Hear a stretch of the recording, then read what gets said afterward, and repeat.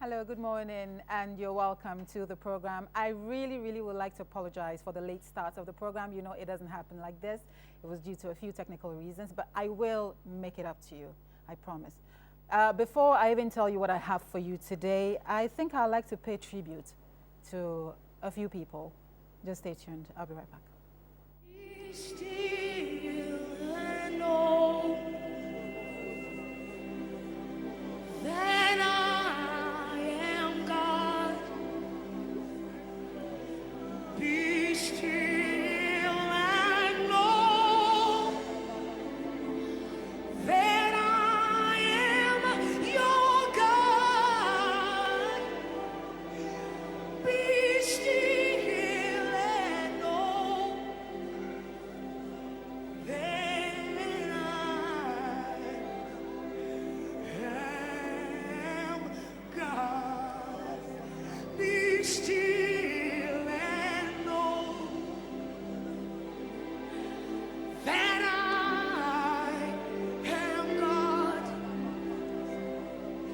Be still and know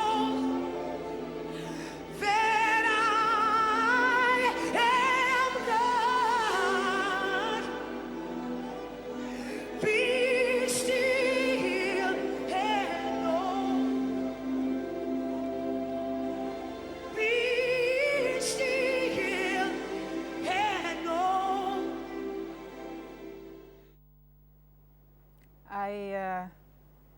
Irene, Asante, we were all not expecting this.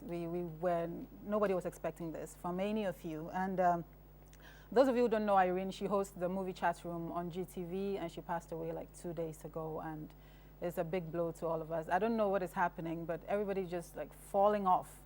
And we pray for all of us, and we pray against it. And to her family, her children, everybody, our hearts go out to you. Nothing we can say can bring her back, but then we are with you in prayers. All right? So may her soul rest in perfect peace. Today, I'll be reviewing a book. I told you about 2 weeks ago that there's a man of God who has seen heaven, has seen hell, and he knows what it looks like to be dead and still see yourself. And he's come out with this amazing book, Jesus is Coming Soon. He's here with me. And then, of course, we'll be talking about rebranding, how to know your real value and also package yourself well to get what you're worth with a gentleman called Sylvester Fish. I have Mr. Echo Alabi Savage. He's a veteran musician. He tours the world, and he's here with us today. I've got Joe Weezy, and of course, I've got a drama group who are doing the Christian Drama Network of Ghana, who will also be joining us. So it's a full house today. But before I talk to my first guest, let's go pick this video from this group from Togo. They were also nominated for the BET Awards, and I'll be right back.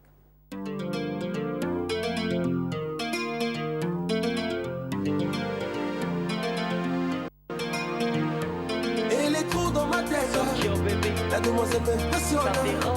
Elle est trop gicolo, gicolo, gicolo, gicolo, gicolo, gicolo, gicologie. Oh, oh, oh, oh,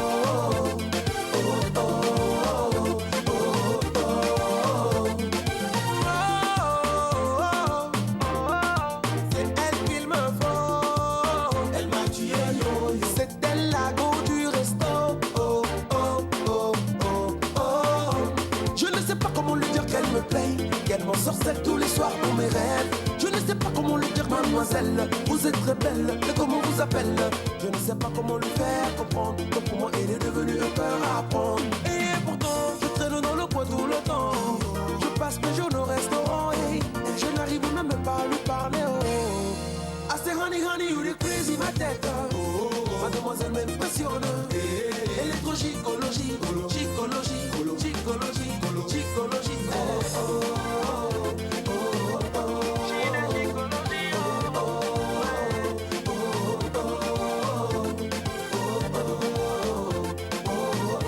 Elle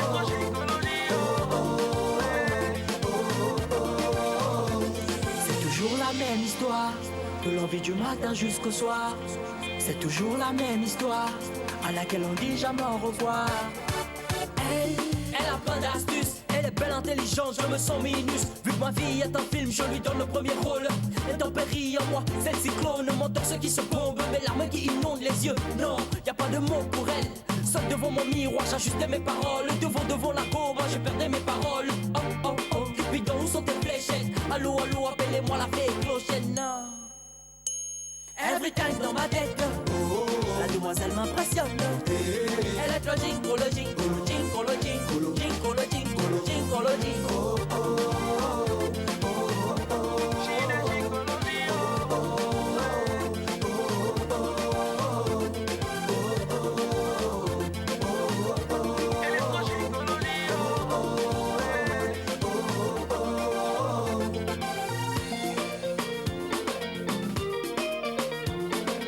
Quand les mots pèsent au bout des lèvres, le cœur supporte. Oh ma, oh ma, oh mama. Oh mama, oh ma, oh ma, oh mama.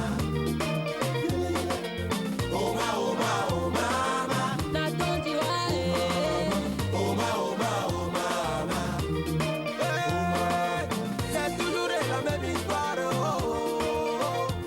La cola, elle est trop gigolo, gigolo, break, bamba, koboro.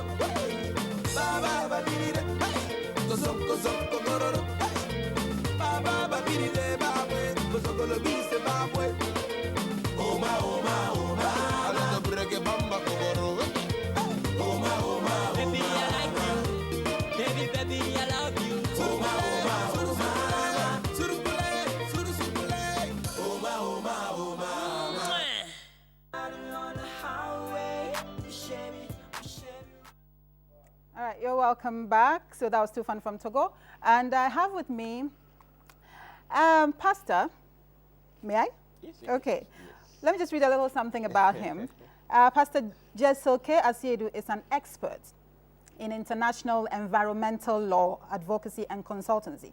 I'm just reading who he is to you so you don't think that he's some crazy person who's written a book, right? Okay. So he's an expert, I repeat, in international environmental law, advocacy, and consultancy. He's now a full-time missionary, evangelist, and president of Jesoke Worldwide Evangelistic and Healing Ministry.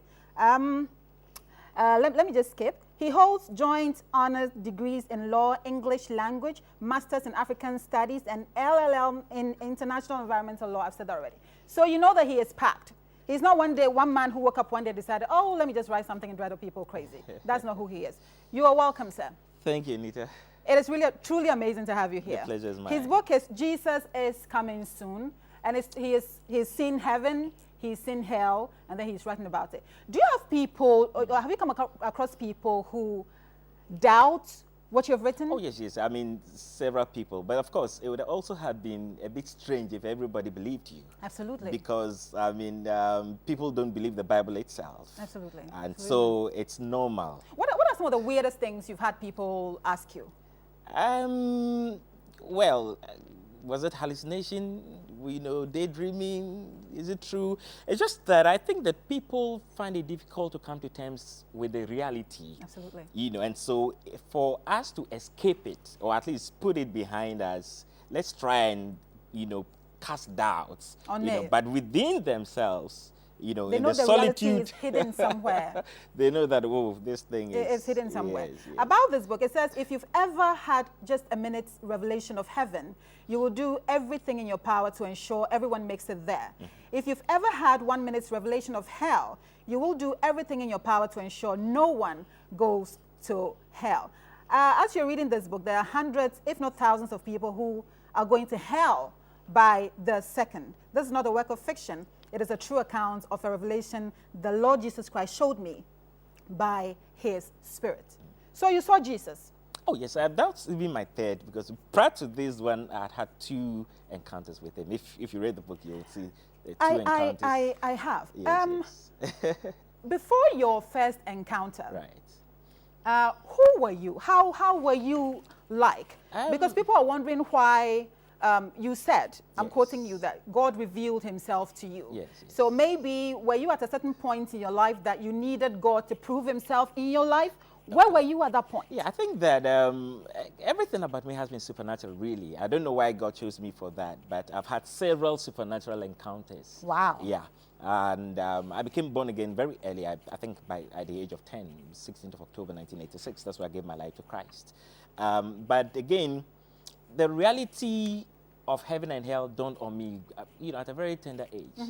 And also, I had always had this passion and love for Christ for one reason or whatever. I do not know why, And again, I think the best appropriate answer is that he chose me for his own reasons I can't explain, because I was asking why me, because why you? I can't. I've never received an answer for that, and I don't know, because somebody would ask that, were you answered. Please pardon me Yes, if I say anything derogatory. Yeah, totally. That maybe were you such a bad person that God needed to show you hell so that you don't go there, Maybe.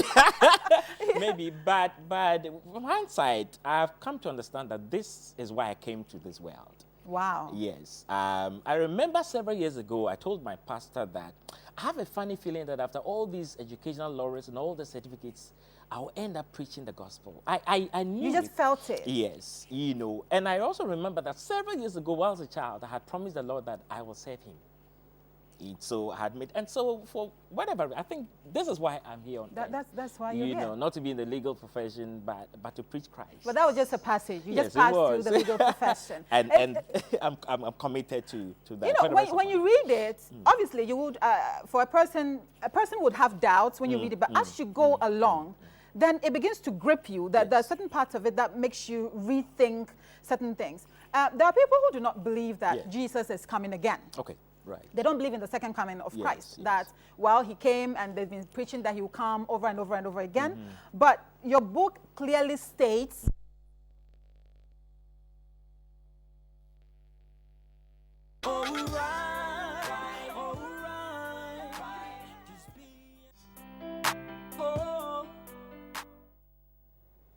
Okay, so I definitely will make it up to you today. I don't know what's happening, but then we'll sail through. I'm here with, those of you who just joined us, Pastor Jessel K. Asiedu, who's written a book, Jesus is Coming Soon. And he's had an encounter with God. He's seen what hell looks like, and he's seen what heaven looks like. So before we went on that unexpected break, we were talking about the fact that people don't believe in the second coming of Christ. Yes. They believe that, they think that, they said Jesus was coming thousands of years ago. He's still not here. But your book states, as I was saying earlier, that he will come. He will, certainly. How do you know I can that? stake my life on it. Well, the fact is that he's told me himself. But aside that, the Bible makes it very clear, in no ambiguous terms, that he's coming, and no two ways about it. But that is the focus of this assignment, the second coming of Christ. How do I know? Because he said himself. I remember the last thing he said, son, I will see you soon. And I can stake my life on it if I have to. Do you think people are ready for the second coming of Christ? When you look at the world right now, we'll talk about your encounter. Right. But when you look at people right now, you look at the church, you look at everything, do you think people, let's put the church even aside, do you think people are ready to receive Christ again? Well, it will be difficult to say, but I think we're not. You're not? That is why this whole revival of talking about it, has begun, not only in Ghana, in several parts of the world. And I believe that we'll get ready. But it's important that, we, especially the church, begins to talk about it. It's important. It Very is. important It for us to really get is ready. important. Yes. So your first encounter with Jesus. Let me see. My first encounter with the Lord occurred on the 14th of May, 2008. It took place just about 12 midday. As it was the practice, I had entered into a time of fasting and prayer. On the third day, I was on my face on the floor of my bedroom praying, worshiping and weeping, just loving Jesus and crying, Jesus, I love you, Jesus. The presence of the Lord was so strong in the room. Right. Suddenly, I felt very strange. The atmosphere changed, and I suddenly was caught in the spirit. The Lord appeared to me exactly as described in Revelations chapter 1. What was, however, remarkable was what seemed like a teardrop in his eyes that wouldn't fall. Yes. He showed me his palms, and visible were the marks of nails right there on his palm. He spoke to me, showed me his palm, and said, go and tell the world that I did this for them. Yes. And he left. I fell on the floor and wept for a while. Yes. What do you say to people who say, maybe you just you were hallucinating for a while, maybe because of the fasting, you were seeing things?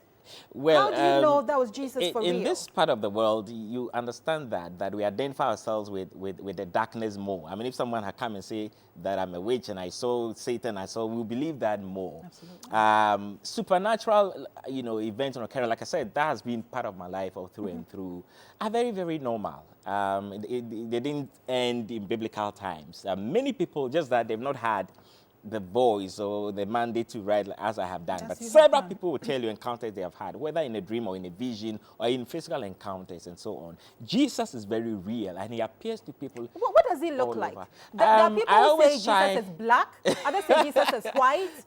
So since you've seen him, I can shy you away see his face? from that because he can appear as anything or different things to different people depending on their the stereotypes or whatever they have. Because I've read the book, An American Had an Encounter, and she saw him in a black form. But so I shy away from going deep into physical. But how did he appear to you? Was he black? No. But you see, if you want to know who he is in a natural form, you can just go back to the Bible and trace where he comes from. All right, his brothers and his sisters. That is a good answer. Where does he come from? If he came differently from his brothers and sisters or his mother and father, will they have accepted him in his generation? Then you will know who he is. But color actually doesn't really matter in things. But he's real. You saw him for real. Extremely, very, very real. Did he touch you? Very, very. The second encounter, In the second encounter, he gave me a hug and told me, looked at me and said, I love you. Yes. So now, isn't that something? Isn't that something? The book is Jesus is Coming Soon. There's something that I want to ask you, and it's about the out-of-body experience. That's right. Okay, so he had this out-of-body experience where it's like he died, where you see in movies where somebody dies and then the spirit just leaves the person and you can see the spirit there. That is real. So you fell down and then your spirit left your body. Yes. And then you could see your children, trying to wake you up, your wife there. Tell me about that. Well, like Ratty said, because I wasn't explaining anything like that, I was very fine the whole day. It began with a very severe migraine-like, pain. And I had said, well, the only thing I can do at that time was just get a bottle of water, cold water, and drink and pour some on my head. I remember taking up, I think 2 or 3 steps and I had blacked out entirely. And all I could see was I was just going down on the floor. But I woke up and I was fine. I thought, well, I'm okay. Yeah. Okay, but still let me get the water. It was then that something struck me because I felt like, look behind you. And then so you actually got up to go get water? I got up and I was very fine. I was very normal. And then you saw yourself on the floor? Pain had gone, and then I saw the figure laying there. And I didn't believe it. So I turned and looked back. I said, but this is me. What is that? It was then that I began to be seriously afraid. How does that feel like? How does that feel like to have an out-of-body experience? It is scary. Even watching it on movies is scary it's enough. the same thing. It's the same thing. I don't know how they captured that, but I'm sure from people who have had the same experience. But they've captured it exactly as it is. Because you see yourself. Can you touch something like physically touch solid stuff? You can, but nothing can. You have all your senses work. I mean, all your senses are very, very sharp. I mean, you hear people talk, but you speak and they don't hear you because another realm altogether. It's a superior or higher realm, we can say so. You see everything. All your senses are very, very Did you normal. die? Do you think you died? Out of body experience, even if it's for a second, is death. It's death? Yes. I mean, why do you think that happened? What did God want to show you?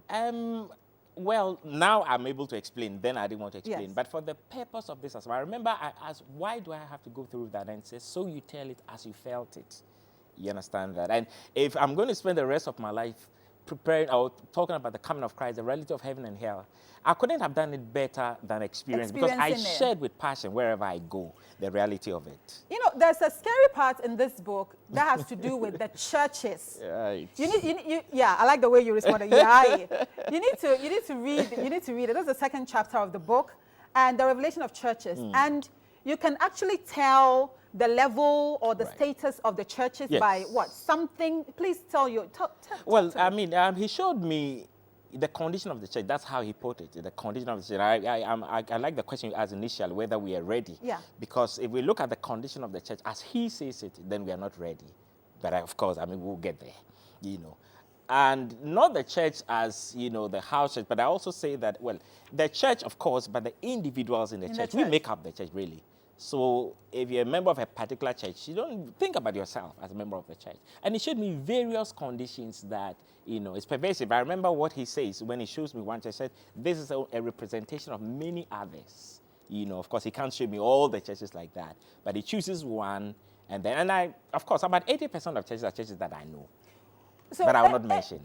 Even if I bribe you, you won't tell me. Not at all. So some of the churches, most of the Yes. churches are not what God expects them Not to at be. all, not at all. And it's represented by how the members of the churches looked. Yeah, right? in a few of them, well, the garments, yes, and then the fire, yes, the conditions were conditioned. But outwardly, I mean, we think everything is fine, you know, but, you know, seeing things from his perspective and from biblical perspective, we need to sit up.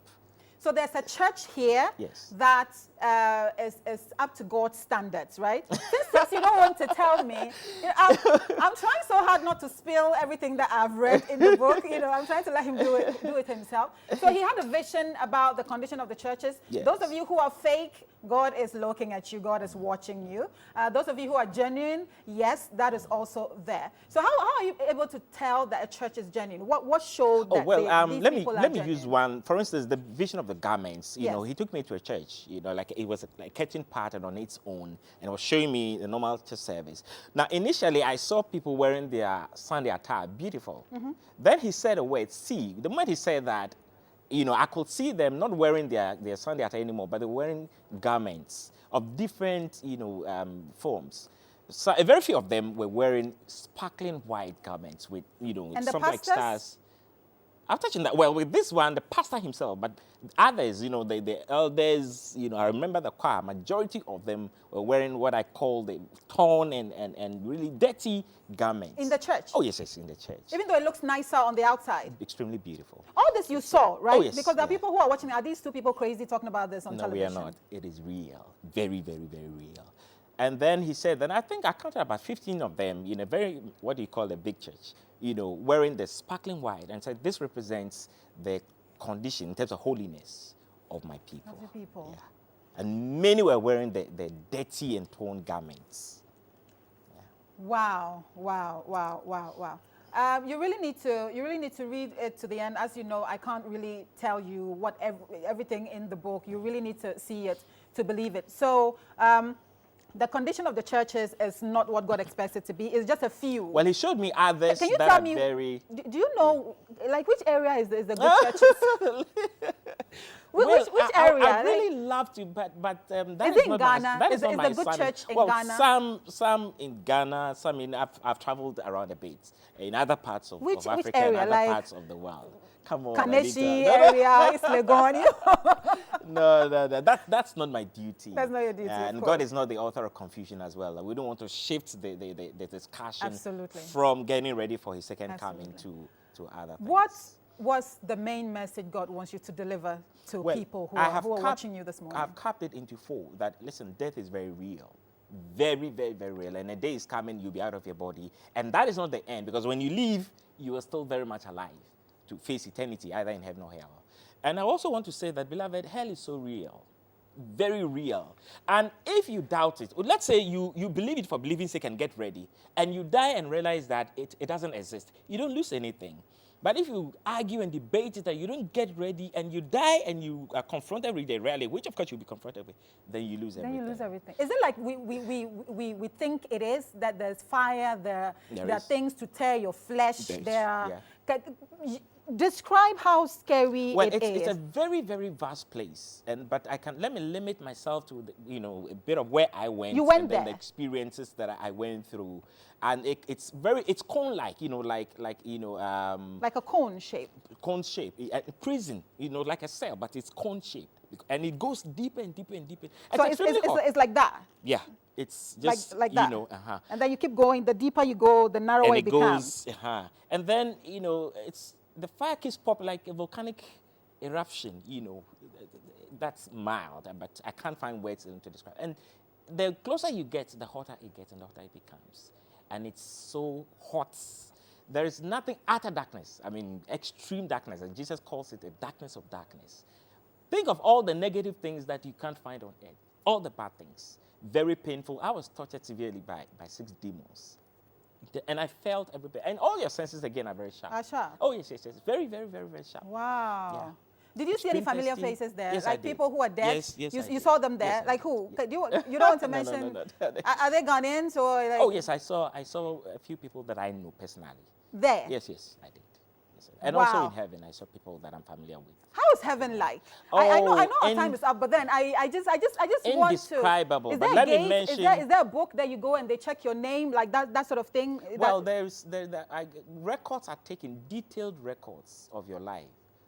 It's taken, especially church service. You've got a detailed record to the letter. So everything we do is written Oh, somewhere. yes, it's recorded. I mean, that's angels whose duty it is to detail everything. I mean, from here we'll think that it's painful, it's a strenuous activity, but it isn't for them. So everybody has a record Oh, there. yes, every human being who comes to earth has a record. It's recorded. But it's extremely indescribably beautiful. I mean, the most sophisticated, the best estate in the world, or complex or wherever in the world, will be a village in heaven. But let me mention Wow. one where you walk on the street of gold and with the worship atmosphere, and flowers bow down to you when they see you. They just bow. Flowers. Jesus is coming soon. Jesus is coming soon. That is why I read who he is to you before we started this interview, because I knew that some things a lot of people can identify with or probably just Yes. wrap their minds around it. He has a lot of degrees, so we are both not crazy here. You know me every Saturday morning. So this is the book by Pastor Jesoke Asidu. He says Jesus is coming soon. He's had some supernatural encounters, and I think that you should read it to experience what he experienced. Yes. And if you want to contact him, he's a fantastic motivational speaker and all that. You can call him on 026-5259-868. That's 026-5259-868. If you have anything else to say, finally, I like to do that, so you get it off your chest. Let's just get ready. I mean, if you're not born again, please put your life in order. Jesus is coming soon, whether you like it or not. Unfortunately, your doubts and disbelief and argument and debate won't stop it. It won't He will stop come. it. It's a supernatural encounter having you is. here today. It has been. It has been a supernatural encounter. Yes, and the attacks we had, Yes, before the program yes, went yes. on. It And happens. the book is everywhere on the market. You can grab Yes, it. Challenge and- Bookshop. Challenge Bookshop Yes, and you get everywhere. it. Jesus is coming soon. The title is quite self-explanatory. Thank you for coming. The pleasure is Thank mine. you. The And pleasure I'll is see you very mine. soon.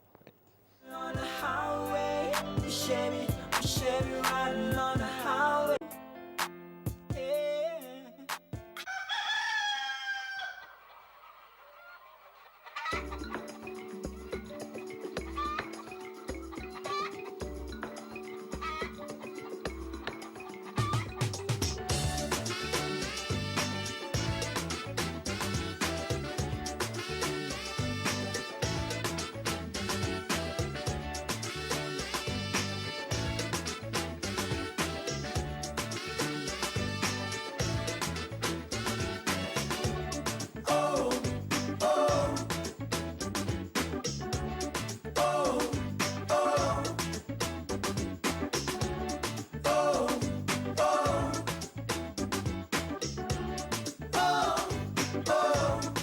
Hear me now. Good morning, Africa. Tell me how you doing. Good morning, Africa. Hope you're feeling fine, because I'm a feeling good. This kind of feeling I can never resist. You're the mother of creation. You make we exist. Father of civilization till today. Make we unite our nation, Kwame Nkrumah say. So close to nature, make me feel much proud. When the sun is shining, make me feel so sure. This kind of feeling, I can never let go. Positive vibe, I'm gonna let it go. Go, go. Oh, oh.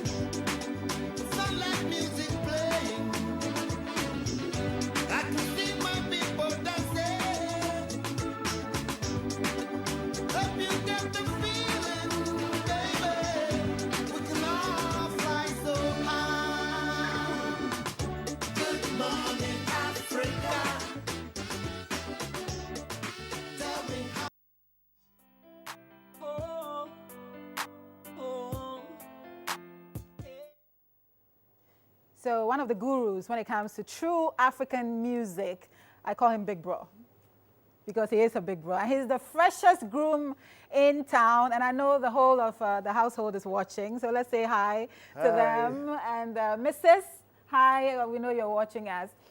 It's a great pleasure having you here. Nice. And the first thing people say when they see you is that Kofi Ganaba. Yeah. Kofi Ganaba, Kofi Ganaba. And Ganaba. what do you hear? What do people say to you about that? Yeah, they say I look like him, I dress like him, I act like him. And I'm a drummer, composer. As well, like him. Yeah, so, and I saw him when I was about 5 years old. Wow. In Takoradi, when he used to put candle around the drums and plays alone. And I was like, one day I would love to be... You'll be like him. Did you ever have any personal encounters with him before he passed? During the time of Roots and Abo, he liked the band and what we were doing, so we used to visit him. And I see. Your style of music, Pan-African pop, can you please explain it to me? Because now it's hip, live, hip. Everybody's trying to coin their own, style of music. Can you explain what goes into your style of music to us? Yeah, because my style of music is not Ghanaian. It's not? It's more African and world music. And when I did my second album, I had a lady from Kenya. We sang a song called Asante Sana. I remember that song, yeah. So I thought, wow, there's Swahili and there's Ivorian, there's a guy from Mali playing piano. Then I said, this music is not Ghanaian. It's typical Pan-African. And I wanted to be pop, dance, simple music with message. So I just say Pan-African pop. Pan-African pop. And how long have you been a Pan-African pop artist? If it's a mouthful. How long have you been that? It's like since 6 years. 6 years. Because we used to call Roots and Abo music Sun Life music. With sunshine. We were in Europe and we felt for the sun. But it didn't work, somehow. Somehow. Yeah. Now I say Pan-African music because I'm a Pan-Africanist. I'm a young pioneer. I belong to Kwame Nkrumah, so Pan-African fits.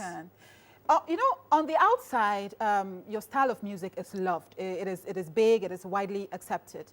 How about the people here? I know I love your music, but how about the people here? When they listen to your music, what do they say? Because you say it's not Ghanaian, it is African. So how do people here, receive you?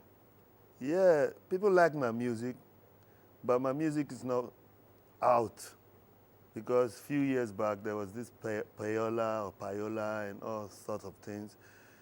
And it's like, when the music is good, it lives long. So I'm still about to promote my old music and new ones. And I think it's only when they play it on the radio, like they play Tonga. It's no music, but they play it maybe 100 times a week, and everybody comes to like Tonga, That's why. Okay. Mr. Eko Alabi Savage. I also wonder why you added the Savage. That is your real name? My surname. Your surname, Savage. Mr. Eko Alabi Savage. Wonderful, wonderful musician. I have a problem with some of the system here, that we have people who are very popular here, but when it comes to crossing the boundaries, it becomes a bit of a problem. You have toured the world, you've been everywhere, you have successful tours.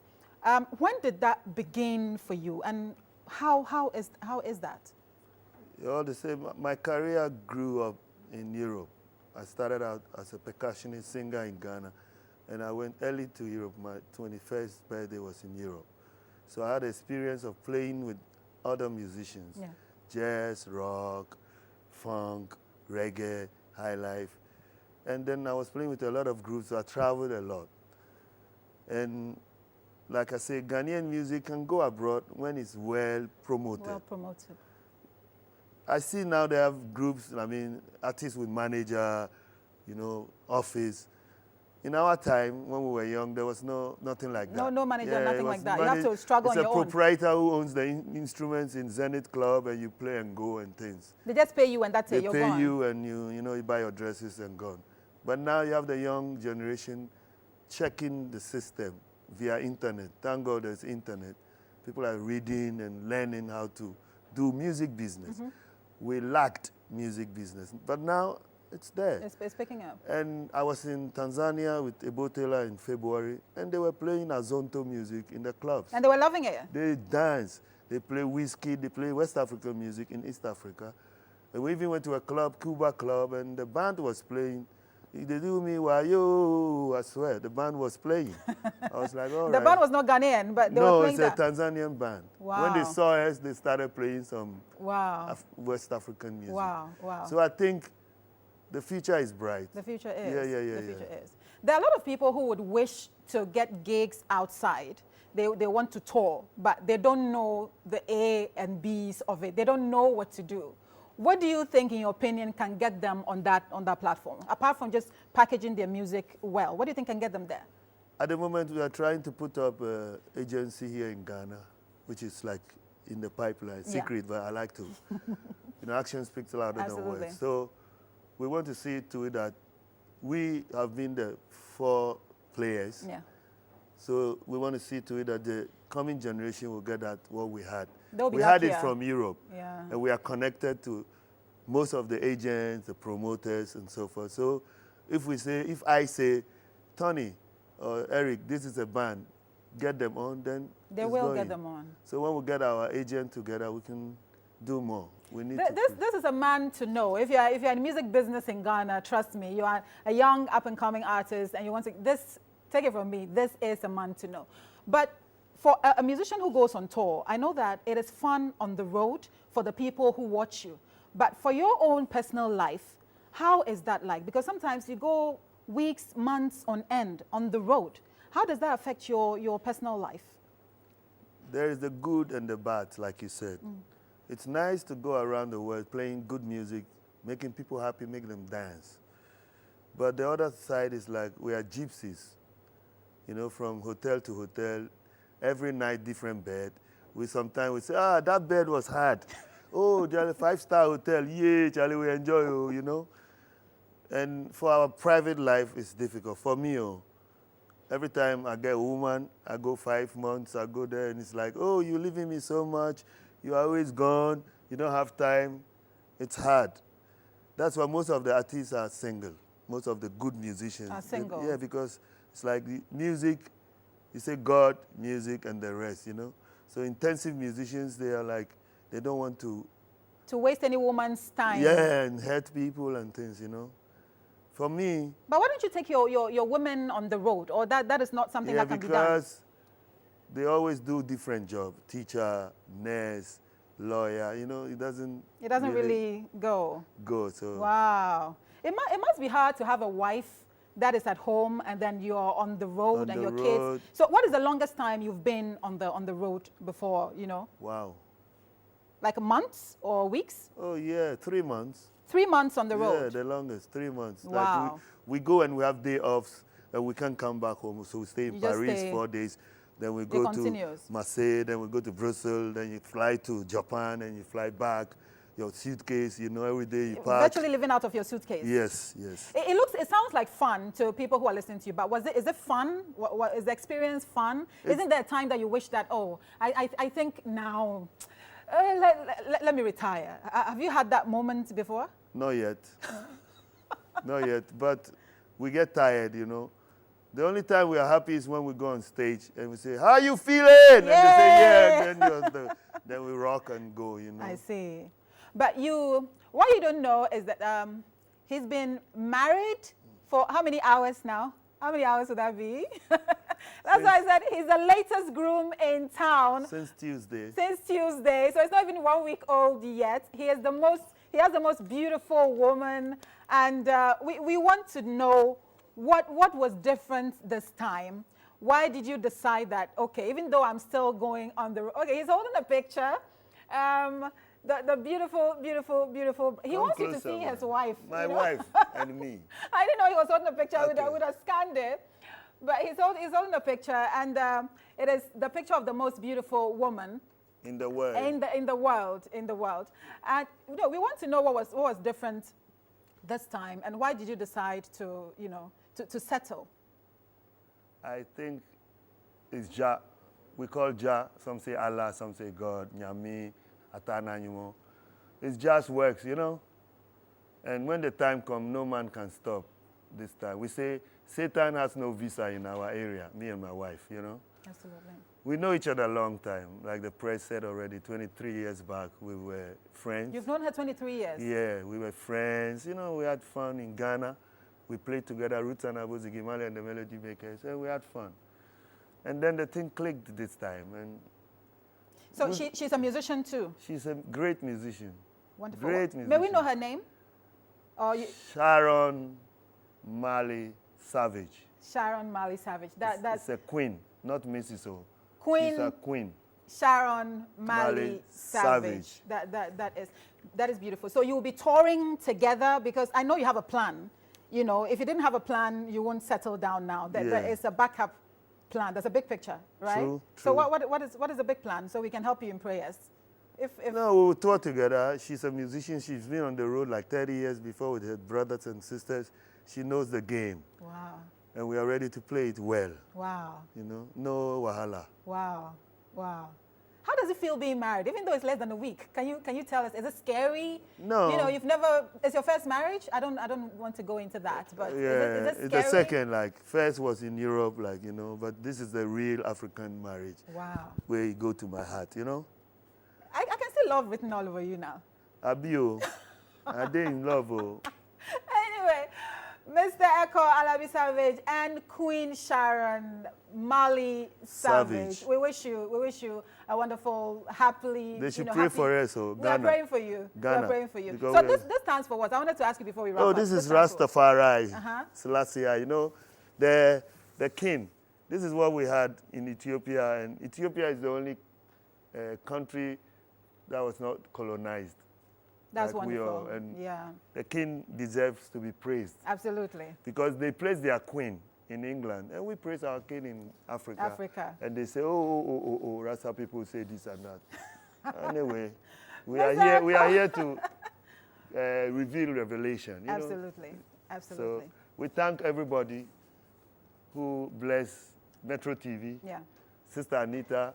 This is my third time here. Yes, absolutely. It's 8 years, and she's always looking gorgeous, Thank you know. you. So peace to the cameraman and the light man and the editors. Peace When to they you do too. great job, yeah? Thank you. Rasta business. So like I said, if you're a musician in Ghana, you want to know how to cross the borders, do the tours and everything, this is the man to see. Mr. Ekwalabi Savage, he's on Facebook. You can go and look him up and stay in touch. He knows what to do for you. Truly. It's been an honor having you here. Thank you. An honor having you. Are you playing in Ghana before you go? No concerts. Strictly Mrs. Time, right? Strictly honeymooning. Honeymooning. Thank you for joining us today. And congratulations to you, my Queen Sharon. We will see you soon. Don't go away. On the highway, Chevy riding on the highway.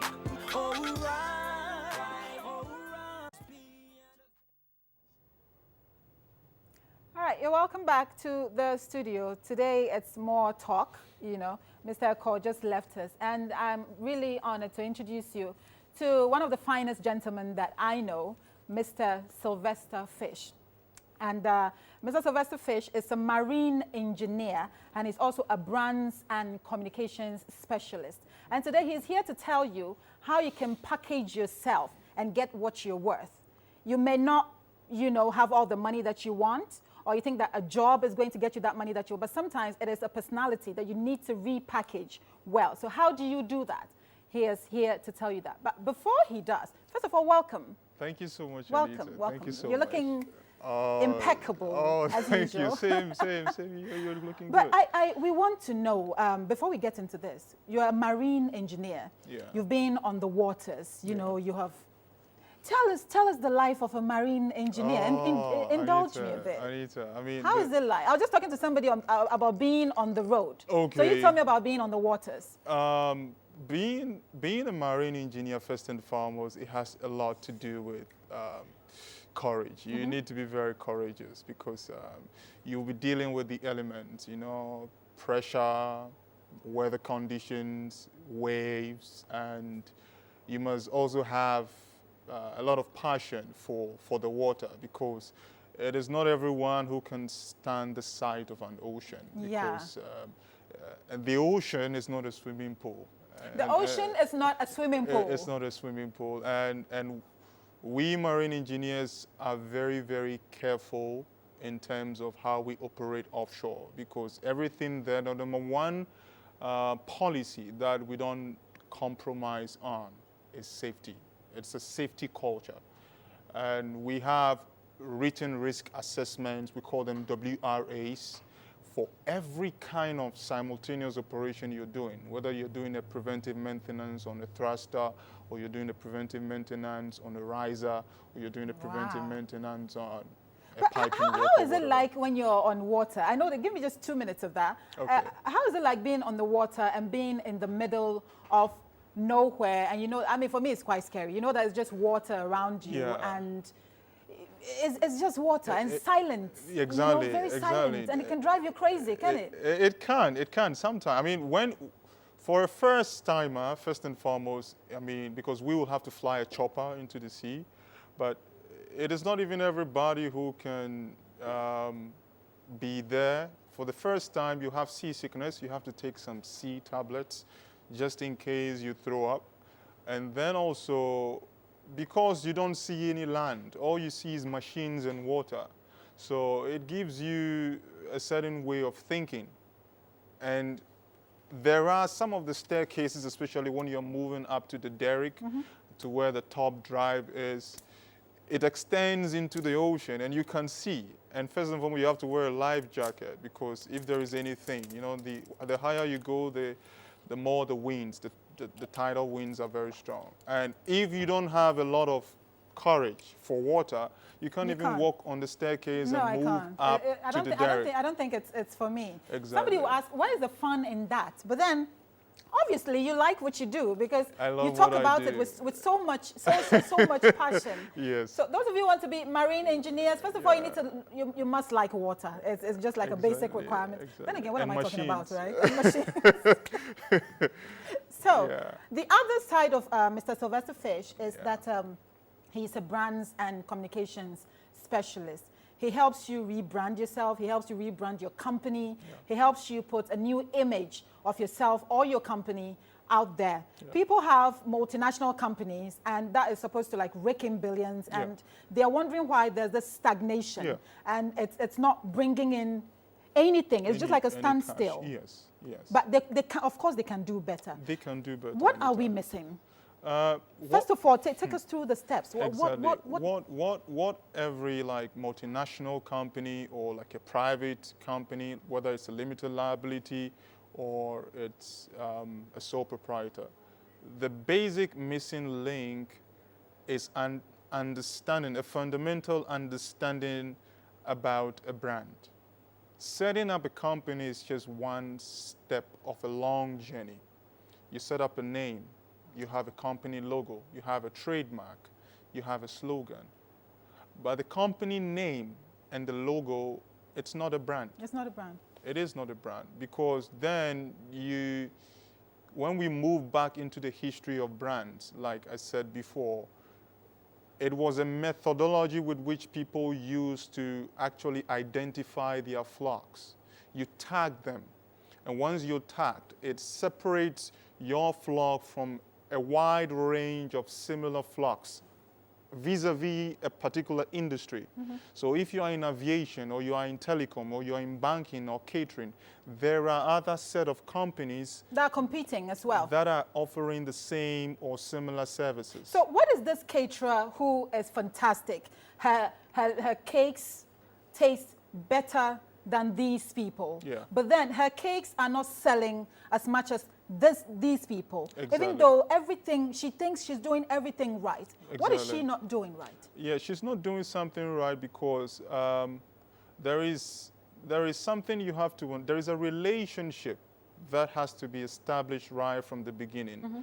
And within that relationship is an element of something in brands management we call the brand promise. The brand promise. The brand promise. That is the first stage, the brand promise. What do you do during the stage? Now, this stage is where it is one of the most critical stages, because you need to be very careful of what you're saying to your market segment. You need to understand that you are coming to serve them and you are giving them a promise. The promise could be in terms of best prices, best quality, best location, best fabric, best wheat bread, best service on your banking services or what have you.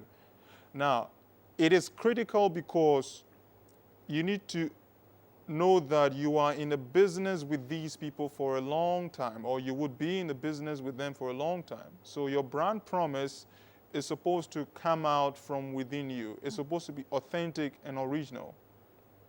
A lot of folks are in a hurry to actually establish a brand and then make money. But before we get to the final stage, which is the brand equity, it goes through a learning curve. Brand promise is the first stage. Great. Now, in the third stage, you don't want to be found out as a fake or as a hypocrite. So the promise you make in the first stage, you need to be able to keep that promise and maintain it to the end. Precisely. Because sometimes you see that when products come out, it's good. Exactly. They advertise it, it's good, it's fantastic. Exactly. And then when you buy the first one, it really is good. Exactly. And then the subsequent ones, you find out that the quality changes. Exactly, it I think changes. the mistake people make is that when during this brand promise period, Yeah. they make a promise, they get the people to trust them, and then they think that because you bought it the first time, you're hooked. Exactly. But if I go and try it and it doesn't work, I'm not coming back. You're not coming right? back. You're not coming back. So the And promise. The promise is very important. And once you make a promise, I mean, that is what most people call the slogan. Okay. Now, you have made a promise. Now, this promise will be well received by your clientele or your market segment. Then the next stage you move on to is the brand awareness stage. And that is where you make use of your marketing communication tools. It is very exhaustive and it is very systematic and it's scientific because you must be very careful of the platforms and media you use to communicate your message in terms of the radio stations, the TV stations, the newspapers, the kind of words you use. When you look at the brands and communications management pyramid, there is a second level after the first level called performance and imagery. You need to perform through your marketing communication tools, like a 45-minute commercial. Okay. Now, within the commercial, you have given an idea and a philosophy behind your service. Your okay. service, yeah. Now, if the idea within the commercial is resonating a set of values like innovation, excellence, leadership, quality, excellence in terms of customer feedback, or the rate at which you are able to get your problem solved when you have a telecom issue, or a particular fabric or a certain particular bag, You should be able to deliver. you should be able to deliver. Okay. Yes. Let me just summarize it there for you. Yeah. In other words, the first stage, we're talking about rebranding here. So if you have a business that is not working out, what promise did you make to the people when you first started? Your brand promise. Yeah. Did you promise that, the soap, the liquid soap that we are buying is going to be this thick and it's going to be foamy, it's going to be this, So you make a promise and then the people buy into your promise. And then later you start going down on your promise. You will lose there. So you get into the second stage. Yes. Where, let's say your commercial is just like the promise bit. Yeah. Your commercial is selling you. So your commercial says, I'm going to do this. Yeah. If you have a problem and it's broken, you have 1 year warranty. When you come, we will change it. But the Precisely. customer comes to you and then you start giving them stories.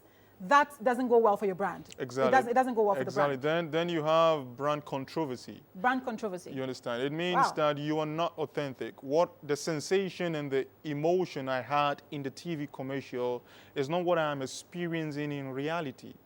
Because what customers... But people think that TV, what they see on TV, like, is for show. That's what. Let's create some sensationalism for people to buy. They don't really think that, hey. Then it means that whoever the brainchild behind the TV commercial is not authentic. I will not buy into a service or a product if what I see on the television is different. I have an auntie in the village, and she buys creams because of the ladies she sees on it. You know, so if she sees a white lady or a lady that looking very, very beautiful, she truly believes that if she buys the cream and she uses it, that is exactly how, don't kill me, you know. Don't kill me. That is exactly how she's going to should look. So she never buys creams of, you know, with people who are very, very dark on it. I'm sorry. Because she believes that. So if she buys it and after a while she's not getting the results, she will install these companies to help. You know. So is that what we're talking about? That is exactly what we're talking about. And you see, the corporate Ghana or corporations, private individuals, whether you're a musician, footballer, or what have you, or actor or actress, you must understand that the economy is getting to a certain stage whereby the super class is actually wanting a lot of luxury items. They want convenience. They want exceptional, excellent service.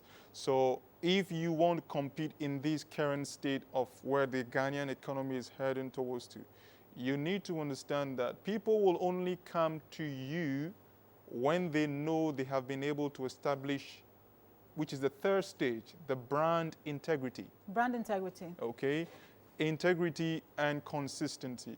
Because now you've put up your commercial that this is what we stand for, okay? Maybe an exceptional cream or an exceptional banking service or telecom. Now, I would come over there to experience this set of values. Consistent. If what I see is consistent with what I feel, this is the most important thing in brands management. That is why we say that it is the totality of the consumer experience. Absolutely. How a chauffeur opens the door for you, how a waiter serves you, even the language the person uses, the price, the setting, the location, the ambience. It is an emotional experience. Absolutely. And that you is want to feel it again. You want to feel it. You want to feel it again. I operate an executive banking. I operate an executive not because of the name executive bank, but because of the experience. Because you are treated differently. Differently. It makes you feel good, you see. So I carry that set of emotional feeling with me. And as far as consumer behavior is concerned, that is the brand I associate with the bank. Do you have this feeling where you're going to buy a product and you already know what you expect from the product? So you don't even bother to check what's new with it because you know, you're so confident. I've been using a particular shower gel for the past 18 years. Wow. Yes. Consistent. It starts with an O. I'm not going to mention names. And it has an L next to it, and it ends with a Y. I will say nothing again. Okay. I will say nothing again. But I go and buy it, and I buy the same type every time. Okay. If I go and that type has run out, and I'm buying another type under the same brand name, then I get to check. But if I'm buying that particular one, I am so sure what I'm going to get, what I'm going to feel, so I don't worry about it. So that is what he's talking about, that if people trust your product and they know that this is what they are going to get, don't disappoint them. Let it be consistent. Let what you're delivering to your clients or whoever it is that is getting your service be consistent. So consistency, we lack that. We lack that sometimes. Exactly. Thank you. And Anita, within even the brand integrity and consistency, there is a function within that. It's what we call the innovation. Great. As you are being consistent with the delivery of your promise in the first stage, you are innovating. And that is what we call the thought leadership. You are finding ways and means of making life for your customers or your market segment very efficient, very time, time saving, and saving a lot of cash as well. Absolutely. Now, when you are able to deliver consistently along a continuum, let's say 5 years or 10 years down the line, there is something now that is happening. There is an umbilical cord, and it is emotional. Remember, it is scientific. People will make a purchase of a particular product through their emotions more than logic. Yeah. You see, so there is logic here, there is emotion here. It's the heart and the mind. And once they have been able to establish trust, which is the third and the most important, this is the brand integrity and the consistency, and you have been able to innovate and come up with new ways of making the same product look nicer. okay, like BMW X6. I like it so much because of the design, okay. You're into luxury stuff, you know. Into the luxurious stuff. You know, so when you just look at the design and you sit inside, trust me, even if you're not a billionaire, you start You feeling feel like like one. it. And that is the brand. And this is that what I sure want to say to the Ghanaians, that Good. where we are heading towards to, you will lose a lot of equity or cash If you do not understand if you what you're don't doing. understand brands and communications. This is so fantastic. So the brand promise, remember that, brand promise. The promise you make sure that you're keeping that promise.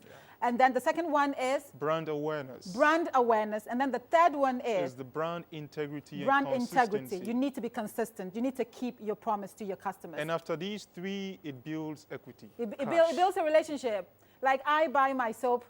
For the past 18 years, I don't change. If I change, I will definitely come back. Trust me. And that is the kind of thing we're talking about here.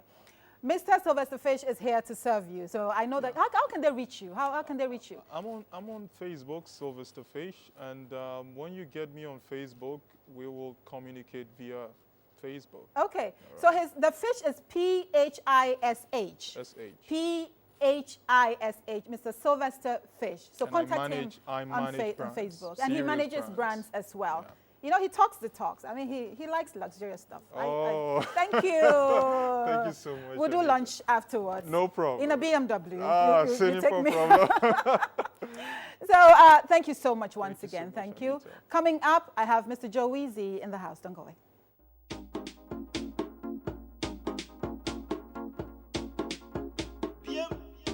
I'm coming in. What this is crazy, What's my name? Say my name. I say, what's my name? Say my name. What's my name? Joe Weezy. What's my name? Come on, say my name. I say, what's my name? Say my name. What's my name? Joe Weezy. Shake, mommy, shake. Abiba, shake, mommy, shake. Iraba, shake, mommy, shake. Adiza, shake, mommy, shake. Akwele, shake, mommy, shake. Abiba, shake, mommy, shake. Iraba, shake, mommy, shake. Adiza, shake, mommy, shake. Akwele. Oba, we sweet nesh, she was some of what you will be some. Maybe you mama what him hey, Bianca by this time with you, huh? Oba, we sweet nesh, she was some of what you will be some. Maybe you mama what him hey, Bianca by this time with you, huh? Say, Winnie Wako Bisa, where you Joe Weezy and Casa. I grown the Vim Nebai and Casa. I grown also Timon Bessa. I say, Winnie Wako Bisa. Where you Joe Weezy and Casa. I grown the Vim Nebai and Casa. I grown also Timon Bessa. I did Eda Mosone or say groom Eda Mosone. Tell my boy Eda Mosone. Can you be Eda Oso Eda Oso Eda Osone or say groom Eda Mosone. Tell my boy Eda Mosone. Can you be Eda Oso? What's my name? Say my name. I say, what's my name? Say my name. What's my name? Joe Weezy. What's my name? Come on, say my name. I say, what's my name? Say my name. What's my name? Joe Weezy. Shake, mommy, shake. Abiba, shake, mommy, shake. Iraba, shake, mommy, shake. Adiza, shake, mommy, shake. Akwele, shake, mommy, shake. Abiba, shake, mommy, shake. Iraba, shake, mommy, shake. Adiza, shake, mommy, shake. Akwele. Somebody shake body, no worry, yeah, yeah. Make you figure out somebody, try hold somebody, rock body. What name? Be my guest, for my services contest. Forget the rest, you don't know, say you rock with the best. Maybe the reason for this season. Don't try, you go end up bleeding. Get to life living, but the girl and still they love this swag. Somebody, no worry. Yeah. Somebody, no worry. Rock body. What name?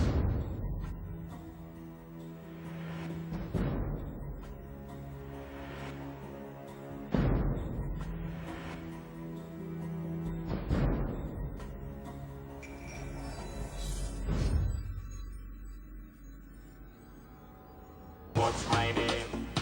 Say my name. I say, what's What's my name? Say my name. What's my name? What's my name? Oh, oh, yeah. So, Mr. Joe Weezy, first it used to be Jojo Abodrise, and then now it's Joe Weezy. And you know, it's weird. I've been sitting here and watching transformations. Yeah. It's just so fantastic. And so, but the beard is still there. Yeah. The beard is there. Oh. This is the first time he's playing, you know, you're seeing this music video. This is actually a premiere of the music video. We just laid the red carpet right here. Wow. We decided not to lay the red carpet because he's wearing a red jersey. Anyway, it's fantastic having you here. Yeah. Fachana mami. Oh, it's part of the belt. Oh, yeah, it's okay. You can actually take it off. Yeah. Is that part of the ensemble? Because I've seen the people. It's part of this. Part of the jacket. It comes. It's part of the get-up that Yes. the cap comes Yes. here. Wow. I can put it on as well. Wow. Wow. My top pressure, Anita, with the cap and then the Enfino. But tell me about the the video that we're seeing right now. The video actually was with the idea of, launching the comeback with a new name. A new So name. I had to come out with a song that the fans can relate to. So What's the Wheezy? What is the Wheezy? Everybody is choosing something breezy. John Jermaine calls me. John says I'm too colonial. I'm a colonial lady. I listen to old people. So please Wow. tell me what the ZZ. The Wheezy, I was using that name way back in school. And then, the Jojo Aboje said, I came out with that. But still, the people were calling me Wheezy on the Wheezy. street. I tried hard to, make them stick by the Jojo Aboje. It wasn't working. I said, let me just give them. So Joe Wheezy. Yeah, Joe. From the Jojo, Joe, and then the Wheezy that they, Won't it become like Joe Wee in the next year, and then No. Joe W soon, and then Joe and J? Like P Diddy now is going back to Puff Daddy. Yeah. But But- tell me about the story. The story Yeah, of the video. storyline, actually, I was just, running my mouth, what's my name, talking about these girls and stuff. And then two, beautiful ladies got hold of me, and then they took me to one corner, and they were like touching me, and I was still singing the song. I see. Until they came back, and then they started dancing to the song. The song. And it was I all see. fun. I yeah. see. It's a beautiful concept. So this is to what kind of music do you do? I know hip life, but is there something else to it? I do hip hop. Uh-huh. Yeah, hip hop and then Afrobeat, which now Right. that was hip life. Okay. But now on the international front, it's recognized Afrobeat. So Great. yeah, we are sticking to I was talking to the big man, Mr. Eko Savage, earlier on about how Ghanaian music can cross Yeah. into other territories apart from just being local champions. Yeah. Like I said. How do you see your style of music crossing into other territories and all that? Now, people are being nominated for BET and all that. Yes. Today I played a song from Togo. You saw that. Yes. So how is that going to be? Will I've- somebody in Togo see Jojo Abayose's video and say, "Oh, I like this song. Let me just play it." I don't know Yeah. the guys. I just played their song. Yes. One thing I've adapted is the style that I've put up. I speak or I rap Chi or the vernacular as the Alongside there. first verse, and then the second verse I rap English. In English. And then if- Musa Ote Brofo. that level, no. So and then if you listen to the songs, I also have one with Tiny and Dead Body, I putting them see. together on one song, which Wow. is It's Your Birthday. That one see. is also a masterpiece. I see. And there was a lot of English in there, I meaning see. I'm trying to just cross the Into border. other territories. Yeah, definitely. That is wonderful. But let's talk a bit about music business before we go. Is music selling? Is it really selling? Because now people are of the impression that more yet to keep afloat, so that to keep your names popular, so that you keep your names constantly ringing in people's ears. Is it really selling? Are you people making money out of it? Yeah, definitely. I'm sorry if it sounds a bit No, derogatory, but I need to. It's a good question, and we can't run away from it. Music is selling. People are, our very own Sarkodie is being recognized internationally. Absolutely, BET absolutely. honoring And him. congratulations to him. It's the second time. I think that It's it's just so amazing. It's amazing. It is amazing. amazing. And I'm really hoping that this time you won't share the award with anybody, that you will pick it and bring it home And all by yourself. I really hope so. Yes, and then it's selling. Artists are still earning money off their shows that they play. You know, music online stores are also taking works of artists here in Ghana and putting it up there for sale. So it all boils down to branding. It's branding. Yeah, we have to just brand ourselves well to meet the international standard. Okay. And then Do you like your brand now? Yeah, I'm very comfortable, You're comfortable with my brand now. Yeah, Joe Wizzy. wonderful. So, how many shows, on the lighter side, how many shows do you do in a month? Or let's say in about 6 months, how many shows do you do? Even if you have, can you? Yeah. Do you have like? Yeah, with me, I performed on the Ghana Music Week, which had Javinci, Popcorn, and all of those guys. But now I have to sell my new brand to the people, to them to get abreast with it, And then I'll just launch my comeback, and the shows will be No unstoppable. problem at all. Yeah. We absolutely love you. I keep saying that I like consistency. Yeah. You know, John calls me old-fashioned, but then that is me. I like consistency. If you're doing something, even though you're growing, there has to be a certain level of consistency in what you're doing. Managers. When it comes to managers, are your managers effective now? Personally, I see changes. But you as an artist, you can tell us what we are seeing. Because some people just say that some of the managers just follow you around and make phone calls and that's it. How are your managers, reflecting on your activities or your improvements or your growth? Now I'm dealing with a team. Hey, why are you? It's kind of brain be why? I'm dealing with a team. You know, if you are dealing with just one person as your manager, when he leaves, you become stagnant. You can't move. So I'm dealing with a couple of team around me. I'm collaborating with Westwood Records. That's my label, Warfront Entertainment, and Westwood Records. Warfront Entertainment. Yeah. And then Westwood Records, which is owned by Ken Con. You'll be seeing much of him. And then it's a good team. We have Big D Beat in our team who does the videos here and there. And then they deserve it. No, but go ahead and acknowledge some people. Yeah, and then, I'll say thank you to the Ruby Jones family, and then the Kujo family, and my group, CMA, Concerned Musicians. You'll be hearing much of them very soon. Hans, Atinka, Bosheba, King Kong. They'll kill you before you leave the studio.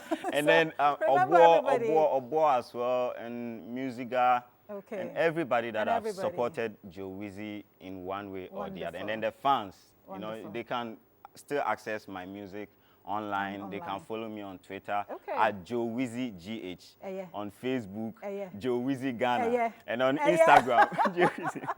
Anyway, he's one of my favorite people. I like consistency. I like people that you can still see the old self in them, even though the rebranding is going on. So congratulations. Thank you so much. And on another note, I don't know if you want to comment on it, but we just had some news about Fennec. Yeah. Fennec's death, and there was a little development that Bulldog has been picked up for question. I don't want to use the word arrested. I don't want to picked up for questioning. You are from Musica. What's going on? Before that, I'll say I'll share my condolences with the family of Fennec Ochre. Yes. I don't think he deserves to pass away so soon. And then to all the industry players that we've lost within this short period of time, Ronnie Coaches, Irene Asante of GBC, she actually interviewed me on Breakfast Show, and Bulldog's case, it's very a delicate issue since the police are being involved and he is now assisting them in investigation.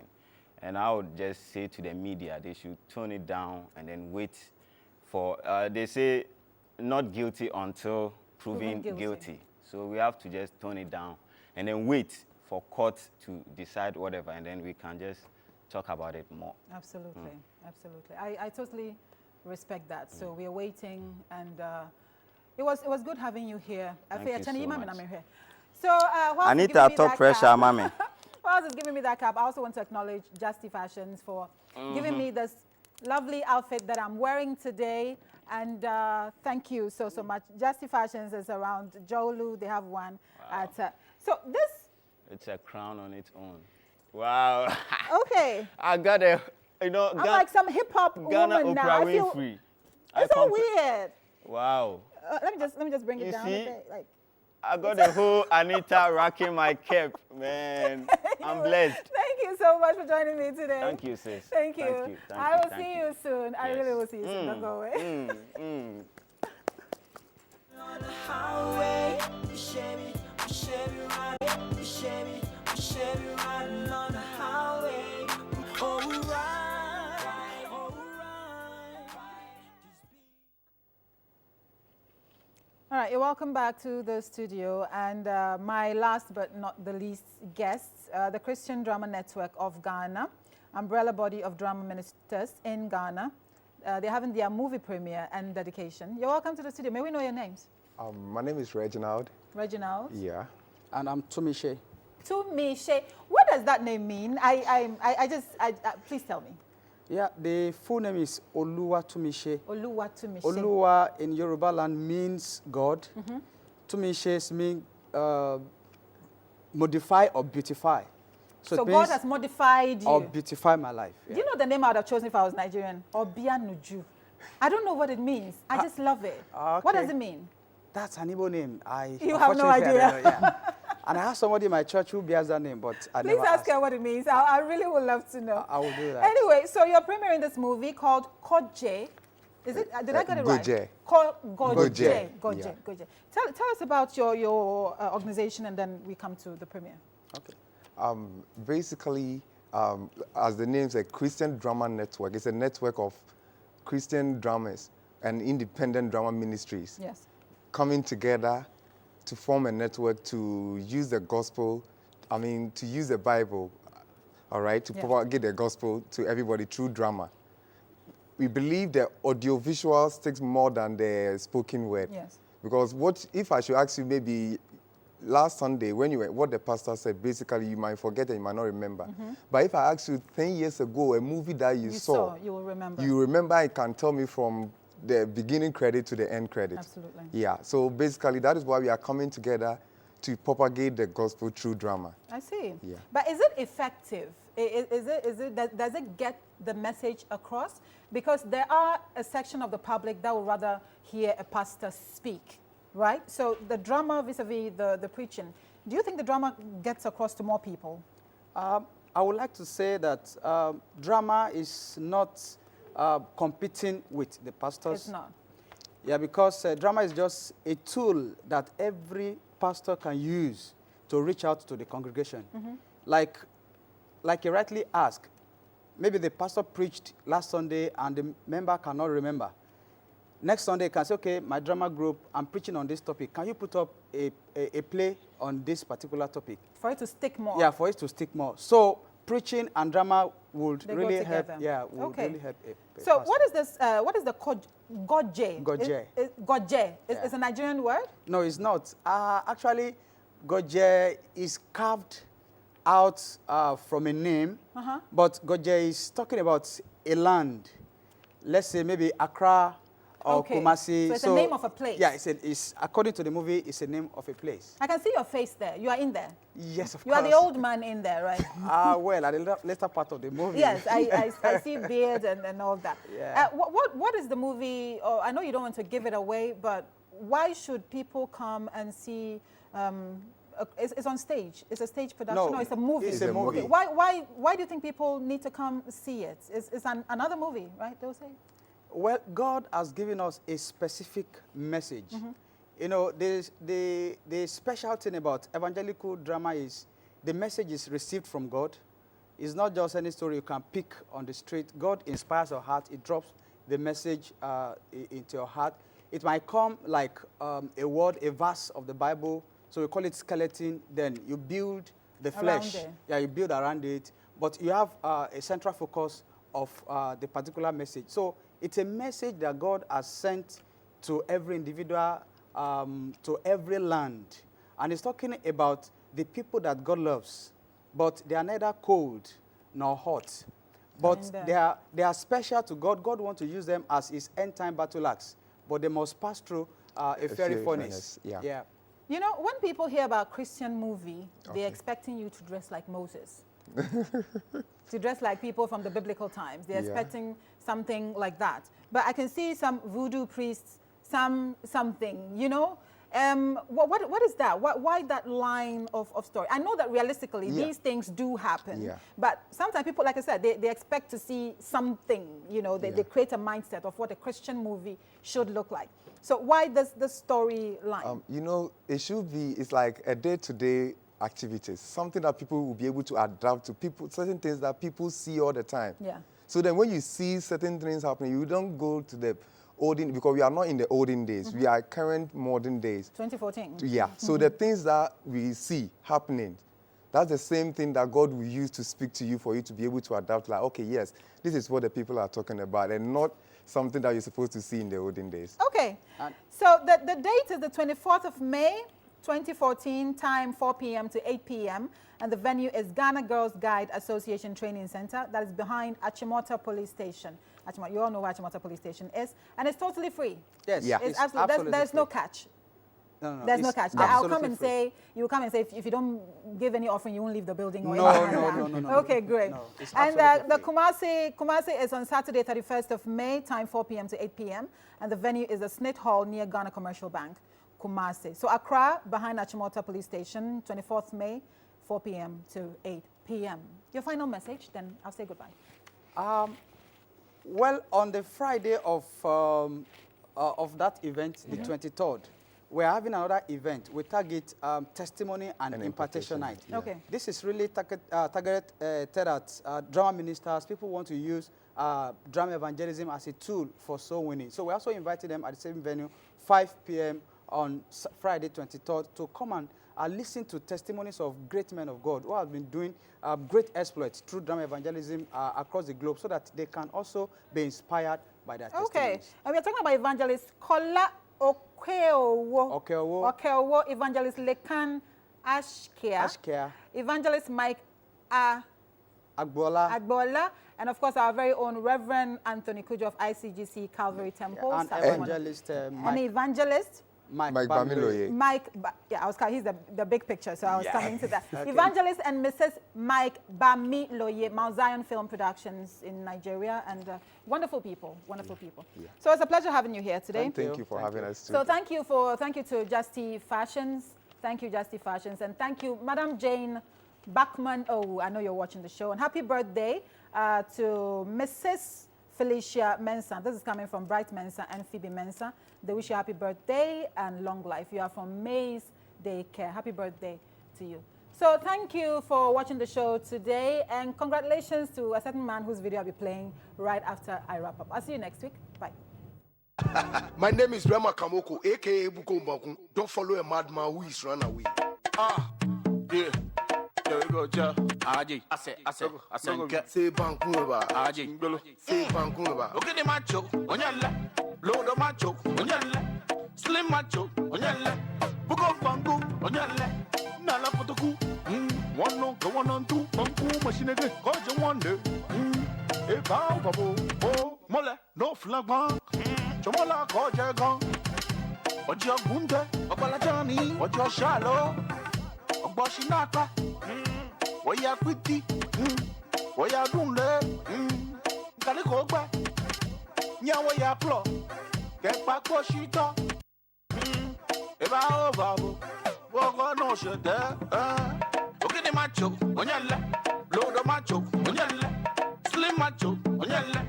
Book of Banku on your left. Nala for the coup. One no, go on two. Banku machine again. Cause you wonder. Hey, bow, babo. Oh, no. What? No massione. What? No massione. I told me Mujiache. Elena, I don't go there. No, I told me Mujiache. Elena, I don't go there. Chacha Jayaku. Ofefu Shinaku. Pejente no Benaku. Atafio, Haminoko few. Obenoko, Tabi 2 thought, Haminoko, Tabi 2 thought, Obenoko, Tabi 4 thought, Haminoko.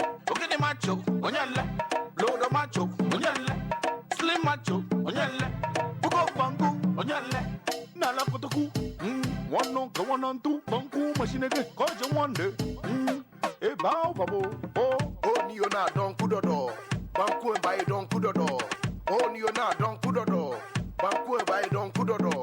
Everybody say Bankueba. Bankueba. Everybody say Bankueba. Bankueba. From Banku to Galiko, Nella 150 me, Nana 1 bala.